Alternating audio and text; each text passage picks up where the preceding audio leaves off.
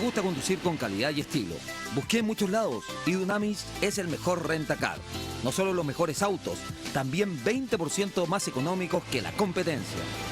Soy Daniel Fuensalida. Yo uso Dunamis Rentacar. www.dunamis.cl.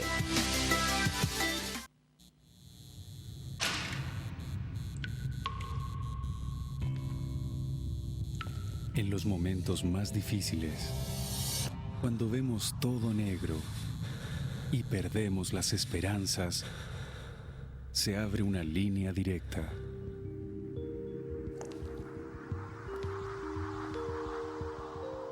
Llámanos. Hola a todos, los quiero invitar al restaurante Raúl Correa y Familia. Chanchito al horno de barro, una paletilla de cordero traída directamente de Murcia, España, buenísima.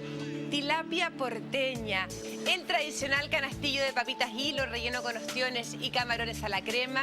Todo esto y mucho más lo puedes probar aquí en Raúl Correa y Familia. ¿Conoces ya el maridaje gourmet? Métete a www.raulcorreayfamilia.cl. Los esperamos de lunes a domingo, almuerzo y comida en Avenida Las Condes, 10.480 a Pasos de Estoril. Haz tu reserva al 2243-4747. El estudio jurídico Schilling Abogados es un moderno bufete ubicado en la entrada de la dehesa. Defiende los derechos de las personas y es dirigido por el reconocido litigante Mario Schilling y cuenta con un staff de abogados asesores en las áreas de litigación penal, laboral y civil. El estudio jurídico Schilling Abogados evalúa los casos antes de ser asumidos. Nuestro estudio jurídico no pretende convertirse en la oficina con la mayor cantidad de clientes de Chile, sino en el estudio jurídico con más empatía y comprensión por el ser humano que recurre a nosotros.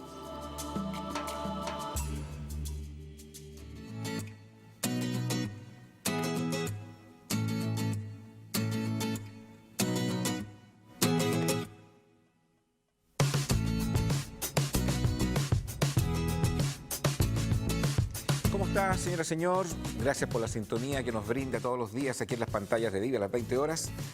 A la gente que permanentemente nos escribe a través de Twitter, a través de WhatsApp, a través de Facebook, también a la gente que nos llama, que ahí tiene que tener mucha paciencia para que podamos responderle. A la gente de regiones que nos escribe muchísimo.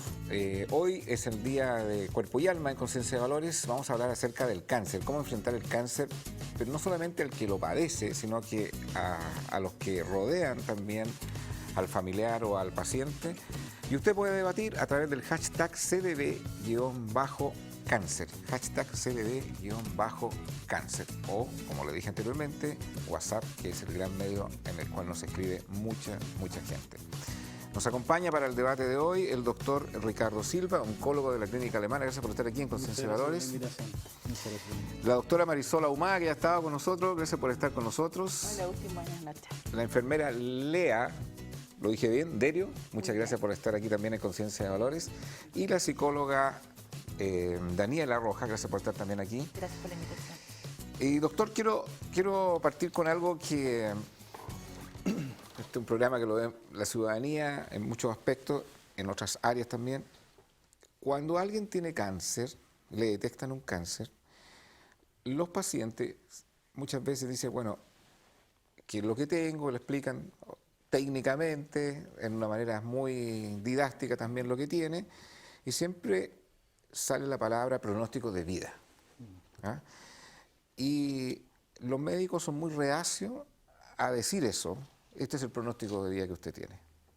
Entonces, lo he visto por familiares que han tenido este tema y siempre le he preguntado a los médicos, entonces son como muy prudentes en decir un pronóstico de vida. ¿Eso es por qué? Porque no se puede dar un pronóstico de vida aun cuando un médico conozca los tipos de cáncer que hay y el diagnóstico que tiene, o porque sería innecesario para la etapa del proceso de la vida de un paciente que recién lo tiene que tratar. Claro. Una pregunta amplia. Voy a tratar un poco de matizar un poquitito la opinión personal con lo técnico. Yo creo que acá primero lo que uno tiene que entender fuera del delantal blanco es que se cruza la palabra cáncer, históricamente se cruza con la palabra muerte o sí. mortalidad. Con un desafío de una patología que históricamente es una de las principales causas de mortalidad en los seres humanos. Se proyecta que cáncer va a ser probablemente en los próximos años la primera causa de mortalidad en los seres humanos en general en el mundo, desplazando las enfermedades cardiovasculares. Entonces, cuando uno se enfrenta a esta posibilidad, lo que uno tiene que, y esto es súper interesante poder explicarlo en televisión, porque esto es un proceso que es dinámico, el proceso de la información, porque efectivamente cuando uno toma un paciente, el poder determinar cuál es la expectativa de vida que tiene un diagnóstico determinado es algo que es más dinámico de lo que la gente cree.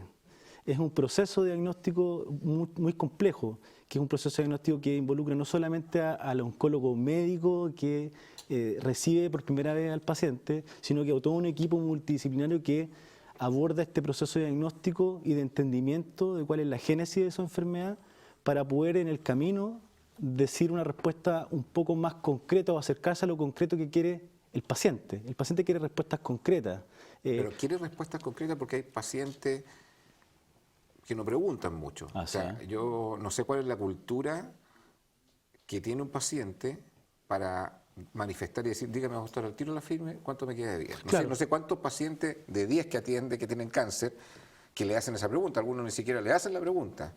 Y cuando se la hacen, si efectivamente los médicos muy asertivamente le dicen, mire, este es el rango que hay. Claro, en esa estructura y para terminar un poco la idea, en esa estructura uno finalmente llega a lo técnico, netamente técnico, que es para lo que uno se entrena durante el año de formación, de los años de formación en oncología médica, que son un poco cómo abordar la noticia, cómo abordar y explicar esto que puede traducirse en una respuesta como abierta, general, o una respuesta que a veces en la consulta termina siendo hasta numérica y explicando cifras, ¿cierto?, de cuál es la probabilidad de que usted responda a un tratamiento, o cuál es la probabilidad de que usted no responda a un tratamiento, o cuál es la probabilidad de que usted esté vivo a 5 años, o cuál es la probabilidad de que usted no esté vivo a 5 años. Ese proceso durante la consulta médica y el proceso diagnóstico es un proceso que se va fragmentando la información y uno va de paciente a paciente determinando en base al diagnóstico y a las características psicológicas, psiquiátricas, físicas, de red de apoyo, el momento en que uno afina más de alguna forma la respuesta hacia algo no tan general, sino que algo mucho más específico. Los números en oncología existen. Los números son los que nos guían muchas veces para tomar las decisiones de cuál terapia específica requiere un paciente, ¿ya? Los números están diseñados y están escritos en estudios clínicos, que son las cosas que nosotros estudiamos los oncólogos médicos durante nuestro ejercicio profesional, y la información esta es la que nos ayuda a ir tomando decisiones. Lo que uno trata de explicarle a los pacientes, y por eso no existe la cura del cáncer, es que el conocimiento en cáncer cambia diariamente, semanalmente, a veces conductas terapéuticas y conocimientos de enfermedades que creímos haberlas entendido completamente cambian de un año a otro. Entonces, cuando uno habla de pronóstico, es muy personalizado finalmente la respuesta que uno va a entregar en un paciente. O sea, cada paciente es un ser único e irrepetible, por lo tanto no hay una respuesta única para por supuesto. Para ese era el fondo para todos los pacientes. Doctora, y también, perdona, Agustín, para complementar un poco lo que dice el doctor, y que en el fondo también la historia del cáncer ha cambiado mucho. O sea, si vamos a un mismo diagnóstico 30 años atrás, 10 años atrás, y lo que pasa hoy en día también cambia. Entonces la gente también se maneja mucho en lo que ve a su alrededor. O sea, mi vecino murió de un cáncer, claro, y yo no quiero preguntar si tengo lo mismo. O sea, muchos dicen, también ese mito que existe de que me voy a operar y que me van a abrir y ahí el cáncer se va a ramificar para todas partes. Esas son cosas que uno lo escucha a diario en los pacientes, y también eso lleva a que ellos muchas veces tampoco quieren preguntar hasta el final si les va a pasar lo mismo. Ahora, otros sí te dicen de frentón, como dices tú, doctora, yo dígame la firme, cuánto tiempo me queda o cuánto tiempo le queda a mi familiar, como porque también tienen que preparar la partida, ¿no es cierto? Entonces yo creo que es una cosa bien dinámica y además también. el perfil del paciente yo creo que ha cambiado harto en estos últimos años. Hoy día los pacientes están más demandantes porque saben más, tienen muchas más fuentes de información de las que manejaban antes. Hoy día Doctor Google es un poco tremendo en muchas ocasiones porque hay mucha desinformación en cuanto a la enfermedad y uno no siempre sabe distinguir como paciente qué sitio. Pero tampoco Doctor Google está tan perdido, No, pero sí. Hay demasiada información científica. Yo diría que está bien perdido. O sea, en el fondo, está bien perdido. En tema oncológico, la desinformación y la cantidad de mitos en relación a la enfermedad, Internet es una de las principales plataformas donde se comunican.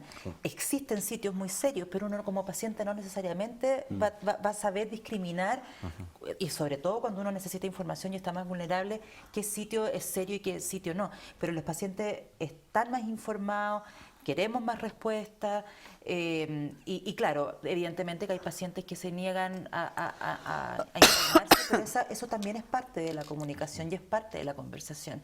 Y siempre una buena pregunta, porque como decía el doctor, esto es un proceso, no es que el paciente llegue, se sepa todo el tiro su condición completa y ya tengamos todas las luces de cuál es su condición actual. El paciente llega por una sospecha, hay exámenes, después hay exámenes para ver la diseminación, o sea, hay varias partes del proceso y en esas partes del proceso uno le puede preguntar al paciente cómo quisiera él enfrentar esto, si es de las personas que les gusta saberlo absolutamente todo o si él preferiría en realidad que le diéramos la información en un primer momento a parte de su familia. Y hay pacientes que dicen, ¿sabes qué? Yo prefiero no saber, dígale a tal persona de mi familia. Y uno de todas maneras puede dejar las puertas abiertas de poder decir, ok, pero si usted eventualmente quiere acceder a esa información o quiere conversar, en el fondo la idea es poder tener los canales de comunicación abierta para que el paciente según sus necesidades también pueda tomarlo o no. Vamos a ir volviendo a cómo comunicar esto, tanto al paciente o cómo comunicar también a la familia. Lea, usted es enfermera, pero tiene una experiencia en el sector público de muchos años y yo no sé si esto es mito o realidad, no sé qué dato usted maneja, de que hay sectores, zonas en el país donde se desarrollan tipos de cáncer. Y particularmente hablan de la zona minera en el norte. ¿Y cuánto de eso efectivamente es mito? ¿Cuánto de eso es realidad? ¿Y por qué eso no es denuncia permanentemente activa que permita que el Estado, en políticas públicas, a la gente vulnerable, sobre todo, haga mucho más de lo que está haciendo hoy día? ¿Cuál es su visión de eso? Bueno, la verdad que el Estado sí está preocupado de lo que le pasa a los ciudadanos chilenos, sí está preocupado. Probablemente haya que afinar algunas líneas estratégicas o líneas de intervención un poco más en algunos aspectos. Sin embargo, toda la región del norte, que es la que tiene en este minuto, todos conocemos, es de conocimiento público, que hay una gran cantidad de contaminantes ambientales como el arsénico, el plomo y otros. Ahora, Chile, a lo largo de todo Chile, existe contaminación de minerales. Absolutamente, porque somos el país que tiene más volcanes en el mundo. Y ese es el sustrato de la Tierra, por lo tanto, tenemos mucho mayor cantidad que otras zonas que son netamente arbóreas. Ahora, tenemos un departamento en cada una de las seremias de salud que usted sabe que son 15, subdivididas por región y prontamente vamos a hacer 16, si agregamos la región de Ñuble. En cada una de ellos existe un departamento de salud ambiental y salud laboral, tanto para las personas que trabajan en las condiciones mineras, por decirlo así, o portuarias, y también para el control tanto del aire, cielo, suelo, agua y otros contaminantes que están a ese nivel, de modo de llevarlo a la norma, porque nada se puede eliminar 100%. Pero le coloco un caso doméstico. O sea, ¿cuánto la ciudadanía, por ejemplo, en Antofagasta, en una zona de Antofagasta muy contaminada, sí, donde el agua que bebe potencialmente podría desarrollar un cáncer en los próximos 5 o 10 años la gente que vive ahí? ¿Cuánto de esa gente, o esos estudios, y con políticas de educación pública sabe eso. Hay mucha gente que ignora eso. O sea, Claro. se sabe que existe esto, se sabe que sí, el agua es contaminante, pero si yo estuviera viviendo, no sé, en una zona a 30, 60 kilómetros de Antofagasta, la cual me dicen, por un trabajo que me ofrecieron, pero esa es una zona en que beber esa agua podría potencialmente desarrollar tipos de cáncer. O sea, a eso me refería con la pregunta. O sea, ¿cuánto todavía nos falta en esa materia de educación? En todo caso, el agua de Antofagasta cumple con todas las normativas nacionales e internacionales en términos de todos los metales pesados que estaban contaminando. Ahora, particularmente no me quiero referir a la ciudad de Antofagasta, pero sí me quiero referir a lo que está en sectores más internos, aledaños, y se han hecho reportajes de investigación en esta materia. Claro que sí, pero el tema no pasa necesariamente por aquello, porque el agua, como le digo, y está cumpliendo las normativas. Ahora, ¿cómo se produce el cáncer si yo he de pensar a través de los metales pesados? No es de hoy día para mañana ni en 5 años. Las personas que hoy día están presentando cáncer no son los niños, ni los adolescentes, ni los adultos, son los adultos mayores. Son aquellos que vivieron 30 años atrás, cuando no existían estos medios de control, pero hoy día sí lo está. Sin embargo, en las zonas del norte, particularmente aquellas que están afectadas por estos contaminantes como el arsénico, son las zonas en que más se fuma, que es voluntariamente una decisión personal. Y ellos, sabiendo aquellos, continúan fumando porque estamos ahora teniendo los resultados de la última encuesta nacional de salud, en la cual ha habido alguna modificación, pero siguen estando en la región de Arica, Iquique, Antofagasta, siguen estando con un alto porcentaje de fumadores activos. ¿Y quiénes son los fumadores activos? Desde los adolescentes hasta los adultos mayores. Ya, quiero volver aquí, doctor, tocó el tema de los fumadores, que se sabe que es una fuente de generación de cáncer, pero coloco una pregunta. Alguien que fumó durante 20 años y dejó de fumar, porque hoy día tomó la decisión, esto me puede provocar cáncer. Yo fumé entre los 18 y los 30 años, y dejé de fumar a los 30 años. ¿Yo podría desarrollar un cáncer después de los 50, producto de esto? Quiero responderte esa pregunta. Pero no quiero agarrar un poco la primera pregunta, porque me parece importante para la audiencia dejar claro, porque entiendo la intención de la pregunta. Yo creo que quiero dar un poquito mi visión oncológica, porque no deja de ser importante el que la pregunta que has hecho tiene que ver con factores de riesgo de desarrollar enfermedades, en este caso cáncer. Así es. Yo creo que una de las cosas una de las gracias que tiene la oncología médica como disciplina en medicina es que cuando uno la desarrolla y la estudia, empieza a entender que lamentablemente los países que tienen mucho más recursos probablemente para montar investigación, que es parte de una patita básica en el desarrollo de la oncología, va de la mano con el estudio de la epidemiología de una población, ¿cierto? De cuáles son las enfermedades que afectan a la población en que estamos nosotros. Y hay mucha gente que en países desarrollados ha hecho esfuerzos tremendos para poder entender por qué algunos cánceres se desarrollan, por qué la gente se muere de cáncer y qué es lo que uno puede hacer para evitar que una persona sana se enferme de cáncer.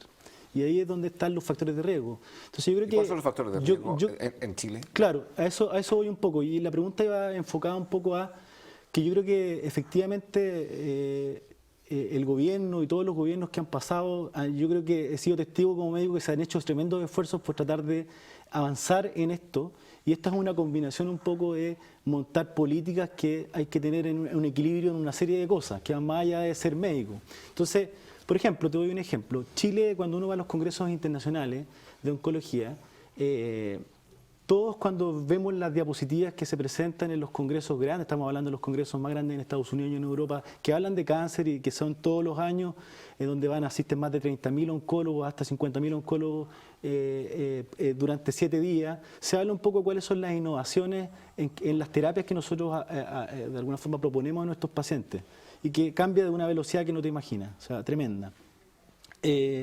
una de las cosas que siempre a uno le llama la atención es que uno siempre, lamentablemente, en países en vía de desarrollo va siendo guiado por los países que le llevan la punta en el avance en la ciencia y en la investigación. Eso no es culpa de nosotros, porque probablemente que esos países que son más antiguos que nosotros, están desarrollados por otras cosas. Eso no es una pregunta que vamos a responder hoy día, pero uno va aprendiendo un poco en ese proceso. Entonces, por ejemplo, Chile tiene una de las principales causas de mortalidad por cáncer de vesícula biliar, que es la región de la Araucanía. Cuando uno va como oncólogo médico y ve las presentaciones cuando hablan de cáncer digestivo, nosotros somos los número 1 en cáncer de vesícula biliar. ¿Ya? ¿Eso por Pero qué? eso no lo sabemos y ahí es donde va a responder la pregunta. Las enfermedades oncológicas epidemiológicamente se mezclan y se combinan. Cuando un país va desarrollándose, ¿cierto? Nosotros somos un país en vías de desarrollo, vamos cruzando la epidemiología con enfermedades que tienen países desarrollados en vías de desarrollo y también enfermedades propias epidemiológicamente que la razón por la cual te estoy explicando ese caso especial de vesícula es que se cruza con la incidencia de cáncer de colon, que tenemos alta incidencia de cáncer digestivo, igual que países desarrollados en vía de desarrollo, cáncer de pulmón, que me has preguntado por el tabaquismo, pero se cruza también con enfermedades que no sabemos todavía por qué la causalidad de tal incidencia y prevalencia es tan importante en nuestro país y justo en ese nicho.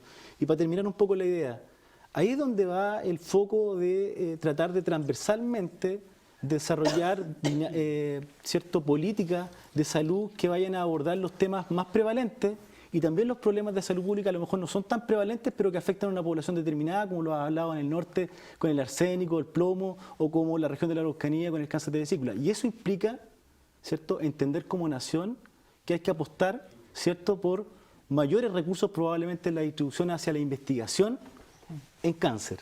¿Ya?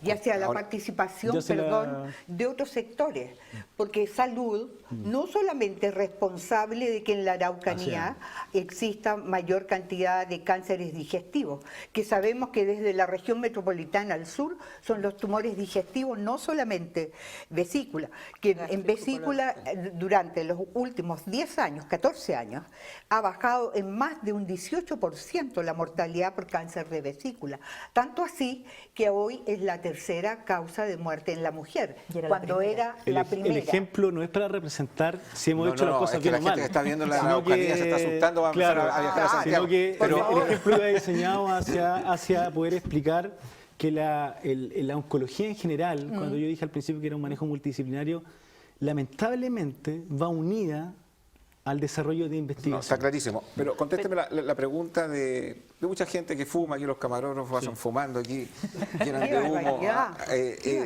Y hay un fumador que fue fumador de los 17, de los 18 años, que dejó de fumar a los 30. ¿Podría desarrollar un cáncer a los 50 por ese periodo? Sí, mira, ¿fue fumador? Mira, el tabaquismo, bueno, la doctora, todos vivimos eso día a día, lamentablemente es una de las grandes epidemias que vive la población. Existe, como tú bien lo dices, y quiero responderte a eso, el cáncer de pulmón en fumadores y no fumadores y fumadores pasivos. ¿Ya? El tabaco...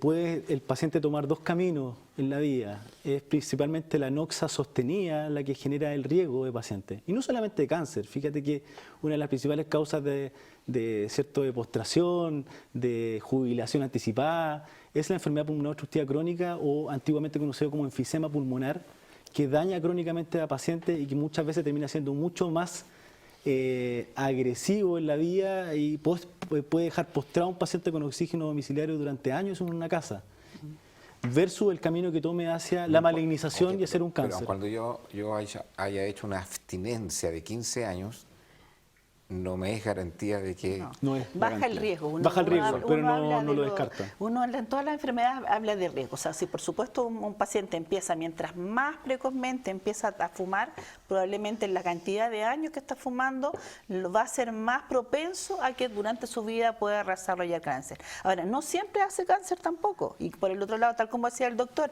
pacientes que no hemos visto, tenemos pacientes con cáncer de pulmón hoy en día en etapas terminales que nunca han fumado en su vida. Entonces, encuentran encuentras de los dos tipos. Aquí hay unos factores de riesgo que están dados por el ambiente, pero también hay factores de riesgo que son propios, ¿no es cierto?, que están en la genética de cada uno y que a veces por alguna condición ambiental ese gen, ¿no es cierto?, se activa y desarrolla en esa persona un cáncer. Hablaba acá el doctor del cáncer, ¿no es cierto?, de vesícula. Uno de los riesgos, así como el fumar es un riesgo para el cáncer de pulmón, el tener cálculos biliares, ¿no es cierto?, cálculos en la vesícula en Chile es uno de los riesgos de desarrollar también cáncer de vesícula. Por lo tanto, por eso que se intervino desde el Estado, ¿no es cierto?, en buscar una política, cuál podía ser una política de impacto, porque tratar el cáncer de vesícula es difícil porque uno llega como un poco tarde.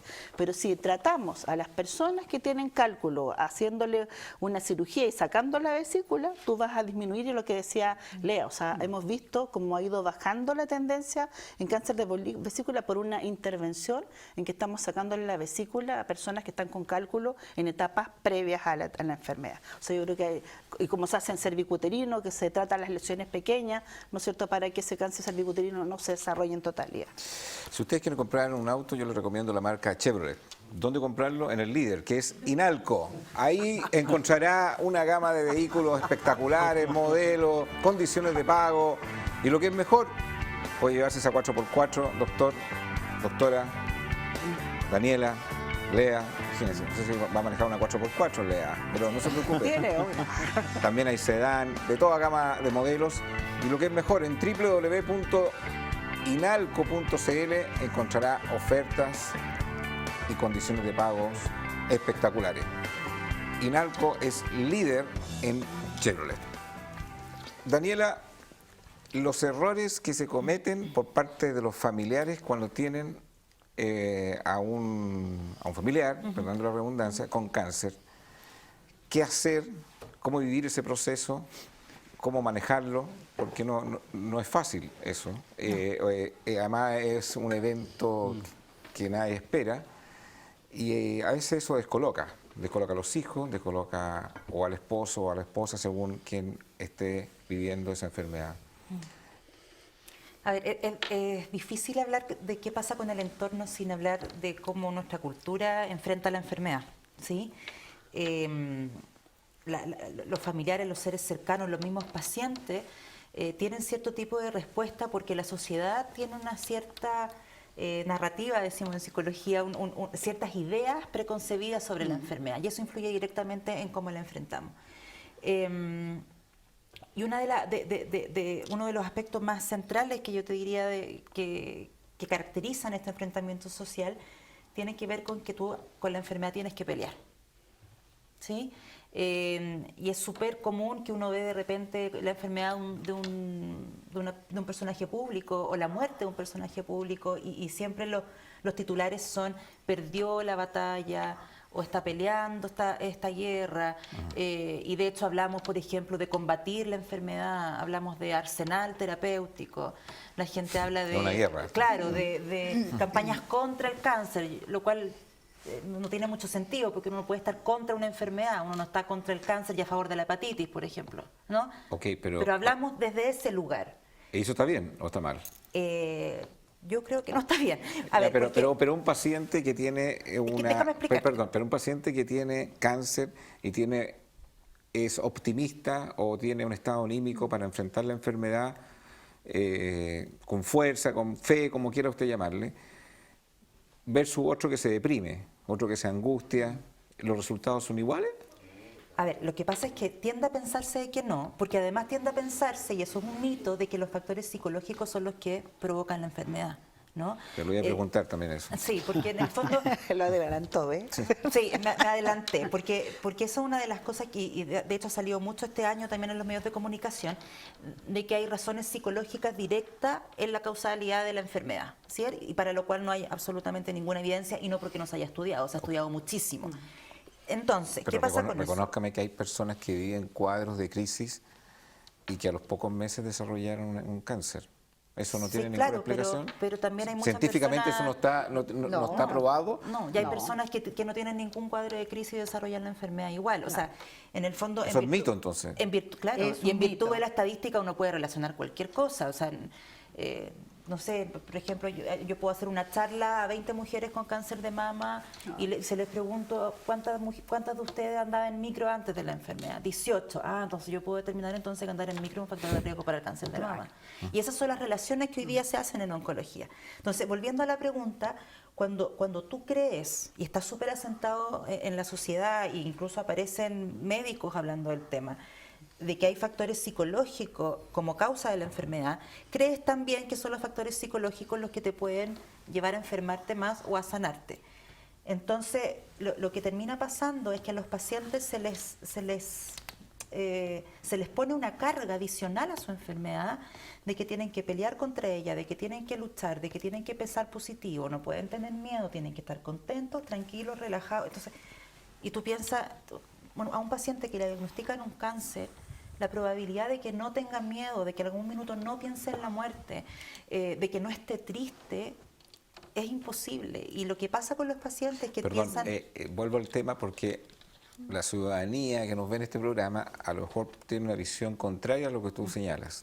De hecho, hay testimonio de gente pública, Javiera Suárez, que es súper punch para enfrentar la enfermedad. Y la verdad, y uno va viendo el resultado y como aparte del tratamiento obviamente médico, y uno dice, en realidad esto es medicina más la actitud psicológica de la persona. Entonces, al escucharte, no, da lo mismo la actitud psicológica de la persona, si esté deprimido, no esté deprimido. No es que no es lo mismo, pero la actitud de una persona, la actitud frente a la enfermedad como frente a cualquier crisis, tiene que ser acogiendo la experiencia que estás viviendo y las emociones asociadas a eso. Decirle a un paciente que no puede estar triste o que no puede tener miedo es reprimir una respuesta emocional que no solo es normal, sino que es necesaria para poder mañana estar tranquilo. La tristeza muchas veces lo que indica es que ese paciente tomó conciencia de la situación en la que está. Y la respuesta es la tristeza. Y tú, gracias a tomar ese contacto, es que mañana puedes estar tranquilo, ¿no? Y la sociedad tiende a reprimir esa respuesta emocional, porque se tiende a pensar de que la actitud correcta es la de enfrentarse a la enfermedad, ¿no? Y claro, hay casos de que la actitud, la actitud positiva, que no me gusta mucho la palabra, pero en el fondo la estabilidad emocional es un valor en sí mismo. O sea, la calidad de la vida de las personas es un valor en sí mismo. Nosotros queremos que los pacientes estén bien emocionalmente, no porque eso vaya a aumentar la sobrevida o no aumentarla, sino porque el paciente y todos nosotros merecemos tener esa calidad de vida. Pero lo cierto es, y esto para muchos pacientes que a lo mejor están viviendo una enfermedad y pueden estar con un cuadro depresivo y qué sé yo, que hay pacientes depresivos que se sanan y hay pacientes con muy buena actitud que fallecen. Y todos quienes llevamos mucho tiempo en oncología hemos visto, y no solo a pacientes, a familiares con todos los deseos de vivir, familias que han hecho todo lo posible por ayudar a su ser querido, pacientes que han hecho todo lo posible, mujeres que tienen niños chicos, que quieren más que ellas pudieran querer vivir, y la enfermedad avanza y fallecen. Y uno no las puede culpar de haber luchado poco o de no haber hecho lo suficiente. No, yo colocaba escenarios, Lea, no sé cómo usted lo ve, que le coloco otro escenario, personas que tienen el acompañamiento súper intenso de esta enfermedad y personas que están solas viviendo la enfermedad. Si eso tiene un efecto, no tiene ningún efecto. Entiendo que por los estudios que ustedes manejan y por la experiencia, obviamente, que no hay nada demostrado que un paciente que sea optimista tenga mayores probabilidades de mejorarse un cáncer que alguien que sea depresivo.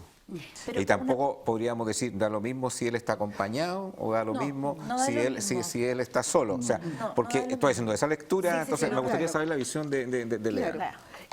Yo comparto lo que se ha dicho acá. Sin embargo, quisiera recordar algo que está muy en el marco más bien biomédico.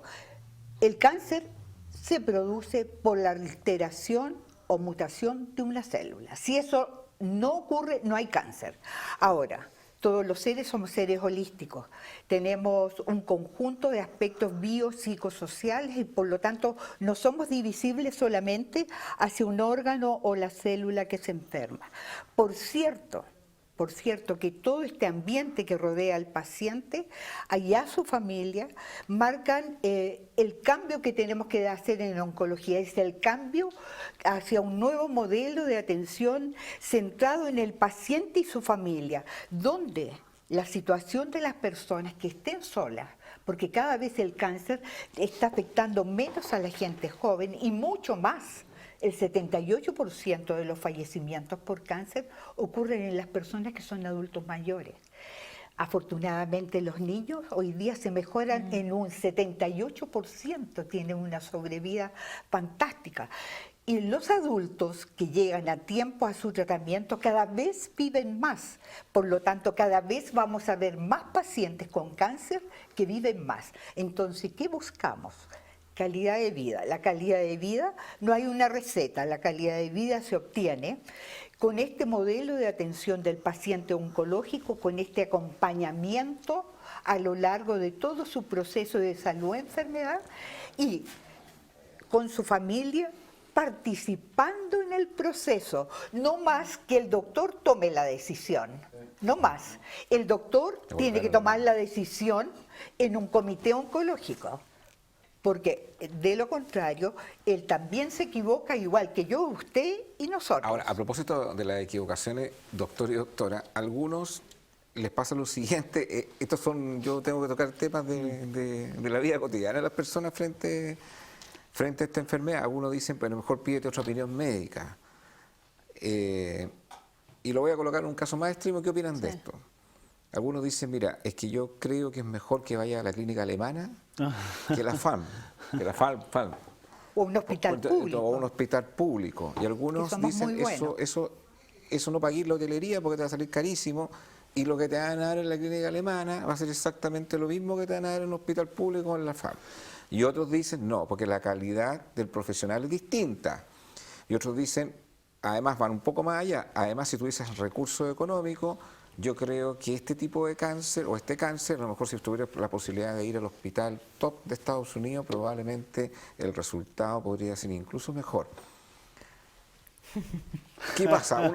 ¿Es mejor ir a la clínica alemana que ir a...? Una pregunta más difícil de contestar, pero voy a tratar de poder darle un enfoque. Yo creo que lo que ha dicho la señora Lea tiene mucha razón. Yo creo que lo que se tiene ya en la audiencia acá es que este es un problema transversal y que vamos a vivir cada vez más. Efectivamente, como bien lo dice, la expectativa de vida de la población ha aumentado y eso va de la mano, aunque tú no lo creas, con un avance en algunos tipos de cánceres en donde los tratamientos se han hecho mucho menos invasivos, mucho mejor tolerados. Y que han de alguna forma demostrado que mejoran la calidad de vida incluso en enfermedades que hace 20, 30 años, doctora, generaban gran mortalidad, y ahora tenemos pacientes de 80 años recibiendo tratamientos oncológicos y sin ningún problema y con buena calidad de vida. Ahora, para poder hablar un poco y discriminar qué es lo que debe buscar el paciente, finalmente el paciente tiene que buscar un equipo médico que le quiera de alguna forma ayudar, porque lo que quiere el paciente oncológico, lo primero que quiere el paciente oncológico es ser escuchado y ser acogido. Eso es lo primero. Y lo que yo, más que clasificar si es sistema privado o público en Chile, porque nos queda en general mucho por crecer en oncología, es un poco el mensaje de que donde tiene que ir un paciente oncológico, ojalá sea clínica alemana, Las Condes, Hospital Padre Hurtado, Hospital Barros Luco, es que tiene que llegar un equipo multidisciplinario, que como bien lo dice, consta de una estructura donde todos tienen una función para poder sacar adelante al paciente que es más optimista o menos optimista, al paciente que llega solo, para terminar la idea, al paciente que llega solo o que llega acompañado, y que incluye médico, enfermera especialista en oncología, radioterapeuta, cirujano, psicólogo, psiquiatra, nutricionista. Es un equipo... Trabajador social. Claro, trabajador social, muchos pacientes... A clínica alemana no solamente llegan pacientes que tienen, como tú lo dices, dinero, No tienen algún seguro que a lo mejor les cubre. Alemana, llegan pacientes que... No, yo te hablo de algo que está mucho en la mente de las personas, que dicen, voy a ir yo decía aquí, tengo una probabilidad que me vaya mejor. Claro, ahora... ¿Eso es mito en realidad? Fíjate que no es tan mito. Yo creo que lo que no es mito es que definitivamente, en todo sentido, no solamente piensa tú que aquí tienes que ver lo técnico, que es lo que hago yo, que es aprender a desarrollar una especialidad basada en estudios clínicos, en aplicar medicamentos, ¿cierto?, por un beneficio, sin darle riesgo al paciente, pero eso va acoplado con otros problemas que tiene el paciente, que puede tener problemas, como tú lo dices, depresión, trastornos alimentarios, problemas psicosociales, etcétera.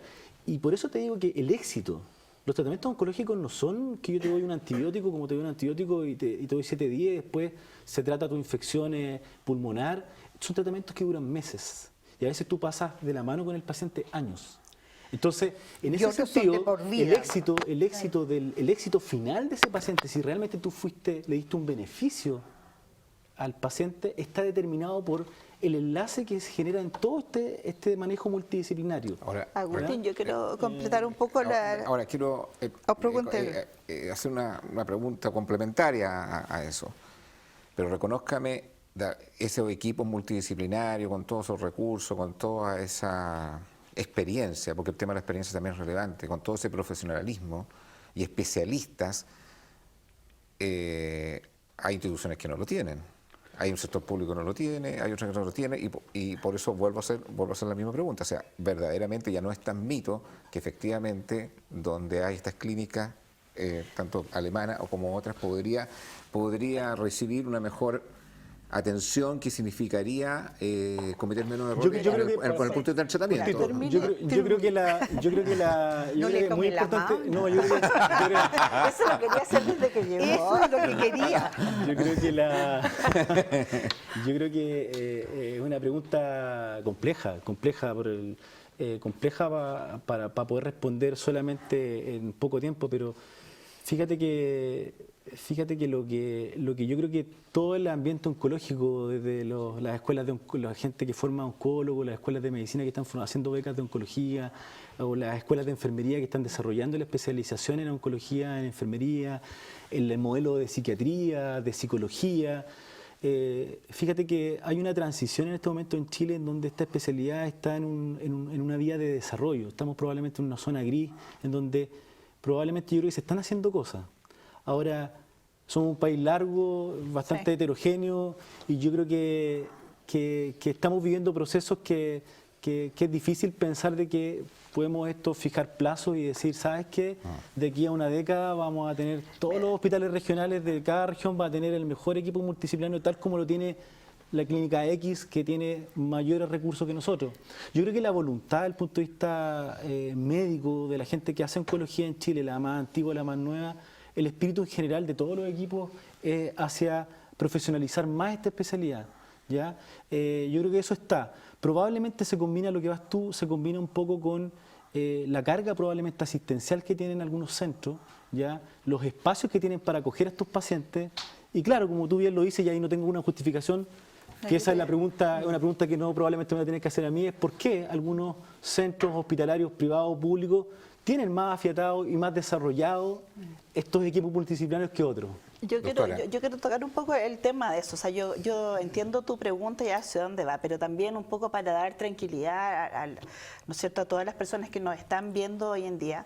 En Chile lo que tratamos de hacer, al igual como en otros países, es hacer tratamientos estandarizados. Que si el paciente se atenda o en el hospital, no sé, de Peñaflor, voy a nombrar cualquiera, o en la clínica Las Condes, no sé, para no tocar al colega acá, el tratamiento del paciente debiera ser el mismo. Esta cosa de que tú lo ves como tan raro de los equipos multidisciplinarios, sí se da en todas partes. Yo toda mi vida he trabajado en el sector público y tenemos comités oncológicos, tenemos integración de los especialistas. Te fijas, cuando hay yo creo que la diferencia está en que el tratamiento, cuando ya no hay respuesta a los tratamientos estándares que tenemos hoy en día, ¿no es cierto?, por auge o no por auge, seguro catastrófico y todo, y llega un estudio que a lo mejor se maneja en algún centro especial, que puede ser la Fundación Arturo López Pérez, puede ser la clínica, puede ser un centro de estudio de algún colega que trae muchos protocolos, lo importante es que ese protocolo sea socializado entre los oncólogos también, para si tiene un paciente, lo manden donde corresponde.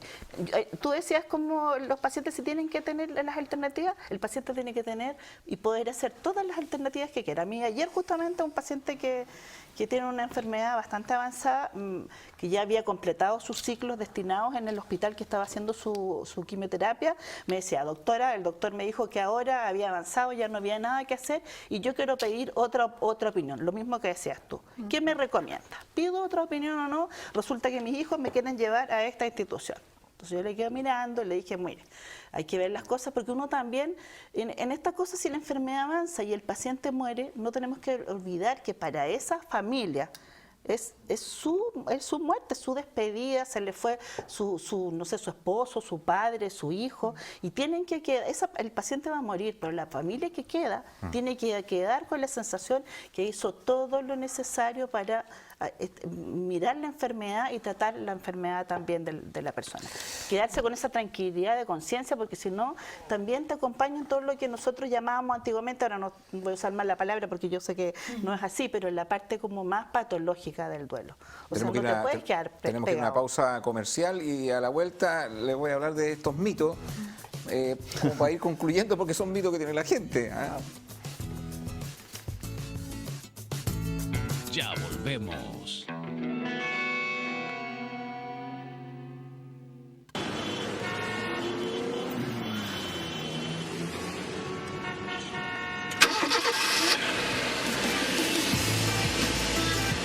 Me gusta conducir con calidad y estilo.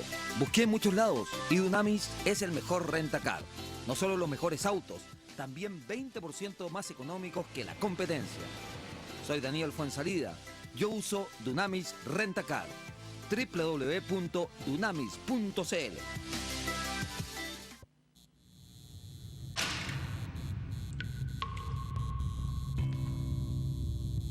En los momentos más difíciles, cuando vemos todo negro y perdemos las esperanzas, se abre una línea directa.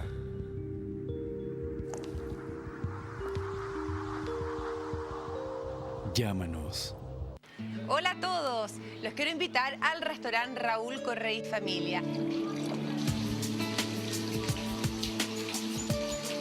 Chanchito al horno de barro, una paletilla de cordero traída directamente de Murcia, España, buenísima. Tilapia porteña, el tradicional canastillo de papitas hilo relleno con ostiones y camarones a la crema. Todo esto y mucho más lo puedes probar aquí en Raúl Correa y Familia. ¿Conoces ya el maridaje gourmet? Métete a www.raulcorreayfamilia.cl. Los esperamos de lunes a domingo, almuerzo y comida en Avenida Las Condes, 10.480 a Pasos de Estoril. Haz tu reserva al 2243-4747. Estamos de vuelta.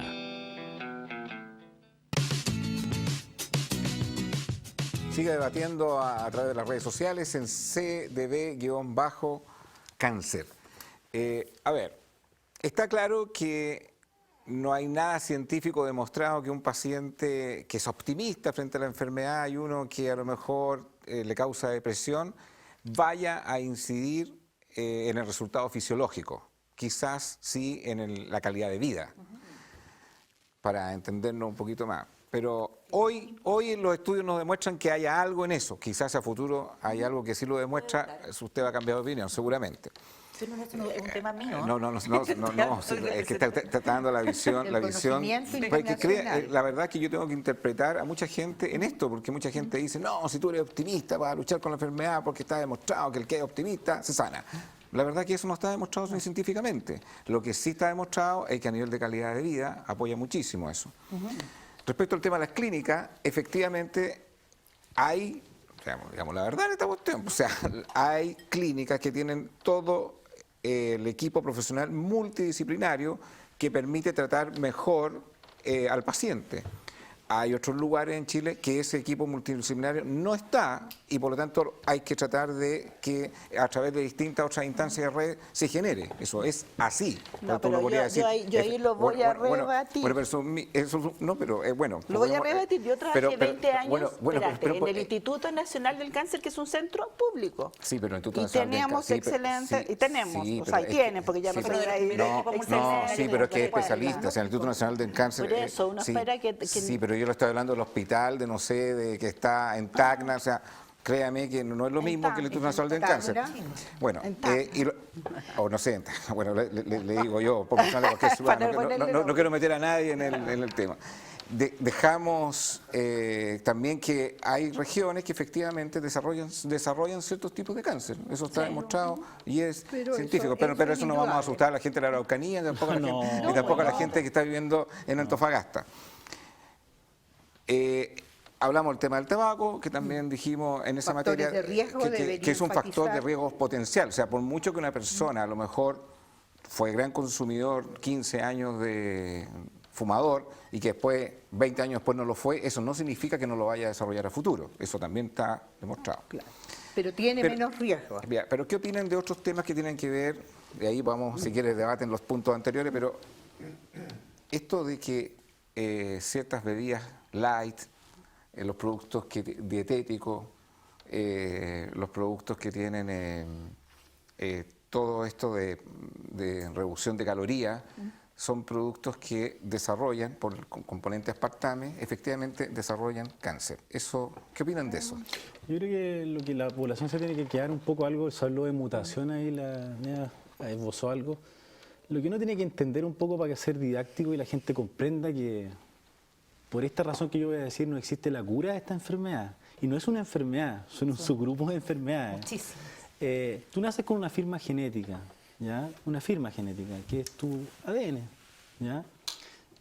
La gente cree que la mayoría de los cánceres son genéticos a veces, cuando llegan la mayoría de los cánceres son esporádicos. ¿Qué significa eso? Que hay un conjunto de factores ambientales que gatillan una enfermedad. Ahora, cuando hablo de firma genética, hablo que existe un equilibrio entre genes buenos y malos.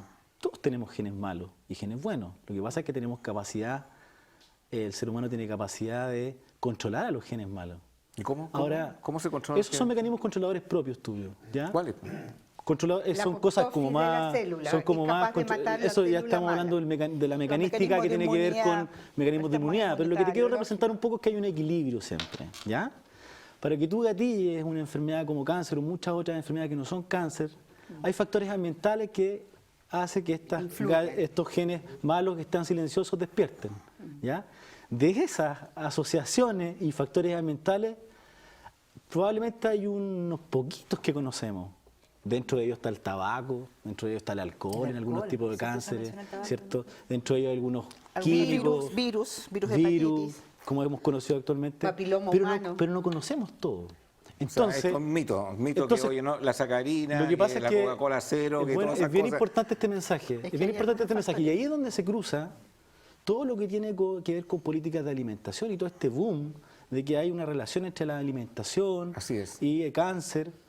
Muchas cosas no las sabemos, a lo mejor, como tú bien dices, respecto de la parte psicológica, a lo mejor todo cambia en 10 años más, y sí, efectivamente, cosas o elementos se va a descubrir que hay una relación directa, pero hoy día no estamos en condiciones de decirle a la población, sabe que no tome café, no tome whisky, definitivamente, no tome... Esto no podemos, porque es un conjunto de factores que se cruzan y que es independiente de cada persona. No es para dar una recomendación. Daniela. Pero la información imperante dice que hay factores de riesgo hoy día conocidos y al respecto tenemos que informar a la población. Por supuesto. Todos tenemos que hacer uso de la mejor información. Comer sano ayuda a disminuir todas las enfermedades crónicas y también el cáncer. Comer sano, frutas y verduras, ojalá 5 porciones al día. Ojalá no fumar.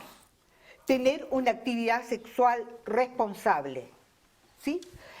Ser feliz, abrazar a su familia, ser más cordial Esos son factores protectores que tenemos que usar todas las personas. Eso se llama autocuidado. El autocuidado nos ayuda a lo que ha dicho muy bien Daniela, a sentirnos bien, a ser personas más cordiales, no tan adustas ni tan enojados que aparecemos todos los días peleando con el señor que me apretó en el metro o qué sé yo. En fin, tenemos que aprender a vivir una vida más cordial.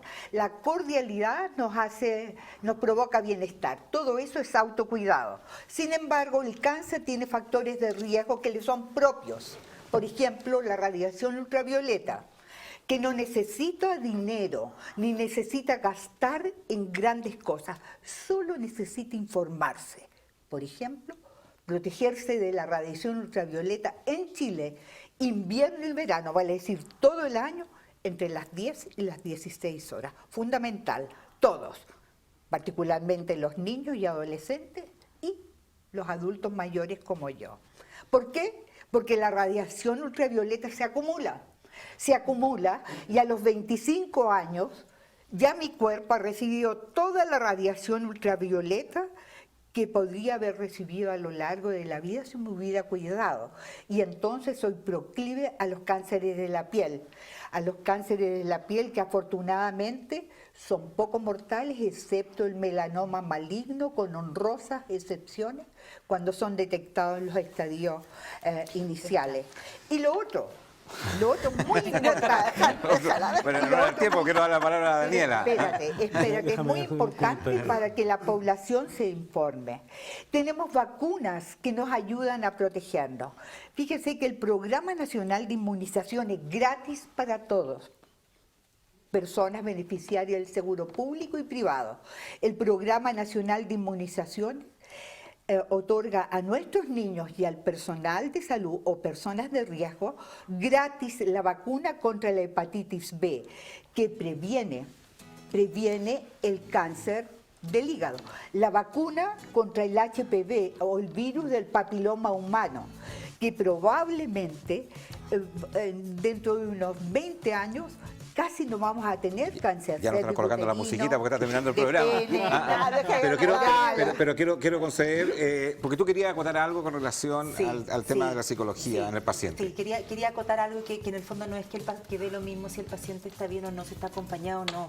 De hecho, lo que trabajamos en psicooncología, procuramos que los pacientes tengan la posibilidad de expresar sus emociones, tengan una red de apoyo, porque efectivamente, como decía también Lea, muchos de los factores de riesgo en cáncer están asociados a condiciones de marginalidad, de aislamiento emocional, de sufrimiento, y desde ahí sí, por supuesto que incide, ¿no? Y las personas, cuando uno está acompañado con sus seres queridos apuntalan mucho más a los pacientes a ir a sus controles médicos, y eso también es un factor protector. Pero es importante que ningún factor de riesgo, ningún factor protector asegura la no emergencia de la enfermedad. Por lo tanto, los controles preventivos son esenciales. Se nos acabó el tiempo y lamentablemente así es la televisión. Doctora Daniela, gracias Lea por haber participado en nuestro programa. Siga debatiendo en las redes sociales. Nos vemos mañana a esta misma hora. Chao, chao.